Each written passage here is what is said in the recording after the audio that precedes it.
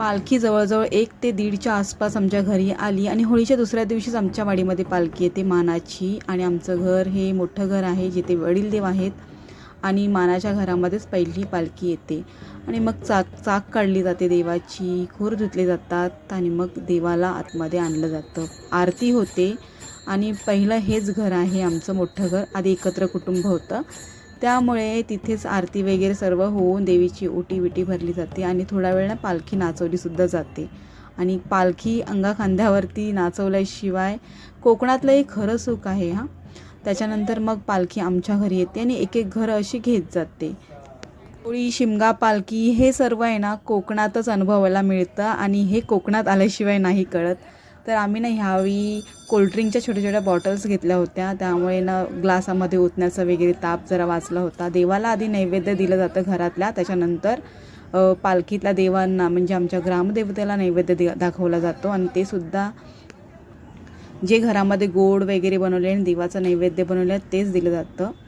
आणि मग कुटुंबाच्या संरक्षणासाठी गारणं घातलं जातं, नारळ दिले जातात आणि घरातल्या सुवासिनी आहेत ना त्या देवीची ओटी भरतात. जशी काकीने भरली आहे, त्याच्यानंतर मी भरली आहे.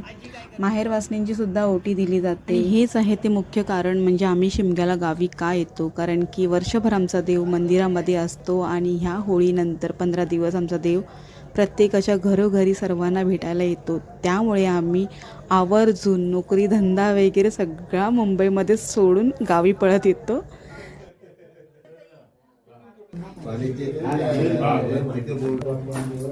चालू होणार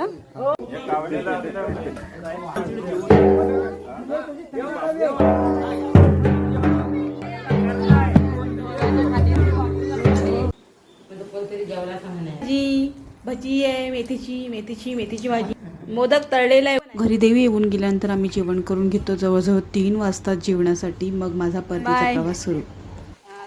बाय. या दोघीही माझ्या काकी सासूबाई आहेत. माझ्या आईसारख्याच प्रेमळ स्वभावाच्या आहेत. सकाळी आली तसंच माझा प्रवास होता, म्हणजेच माझे पप्पा माझ्या घरी आलेले नेण्यासाठी. श्रृंगारतळीपासून मला पुढे प्रवास करायचा होता एकटीचा आणि तिथून ST, पुन्हा रिक्षा आणि मग ट्रेन. रात्रीचं रिझर्वेशन होतं 8चं. या 1 दिवसाच्या प्रवासामध्ये दगदग का थकवा अजिबात जाणवला नाही, कारण की पोटभर देवाला भेटून मी निघाली होती मुंबईला. चला तर मग आता माझी ट्रेनसुद्धा येणार आहे. माझा इथेच मिनी ब्लॉग एंड होतो आहे आणि तुम्हाला ब्लॉग कसा वाटला नक्की सांगा. आशा करते नेहमीप्रमाणे तुम्हाला आजचाही ब्लॉग आणि ह्याच्या आधीचे सुद्धा ब्लॉग आवडले असतील. आणि घरी बनलेलं दुपारी ते जेवण मी थोडं पॅक करून आणलेलं डब्यामधून ट्रेनमध्ये खाण्यासाठी, कारण की माझी ट्रेन आहे ती 11:30-12पर्यंत पोहोचण्याचे चान्सेस आहेत. बाय.